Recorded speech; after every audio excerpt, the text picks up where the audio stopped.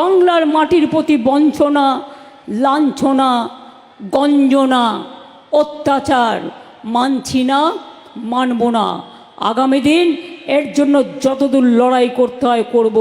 মনে রাখবেন, আমি কিছু ধরলে ছাড়ি না। আমার জীবনটাই সংগ্রাম দিয়ে শুরু আর সংগ্রাম দিয়ে শেষ।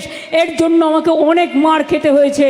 আমার পা থেকে মাথা পর্যন্ত সিপিএম বারবার আমাকে মৃত্যুর মুখে ঠেলে দিয়েছে। তা সত্ত্বেও মনে রাখবেন, আমি কোনোদিন পেছু হটিনি।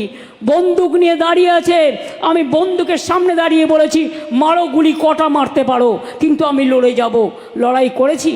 আমার মাথায় ডান্ডা দিয়ে কত ফাটিয়ে একদম চৌচির করে দিয়েছিল। আমার বাঁচবার কথা ছিল না, আমার দুটো হাত ভেঙে দিয়েছিল, আমার কোমরেও ভেঙে দিয়েছিল। অনেক কিছু করা সত্ত্বেও মনে রাখবেন, লড়ছি, লড়ে যাব। আগে যখন বিরোধী দলে ছিলাম তখনও অত্যাচার সহ্য করতে হতো সিপিএমের। আজ ক্ষমতায় আছি, অত্যাচার সহ্য করতে হয় বিজেপির।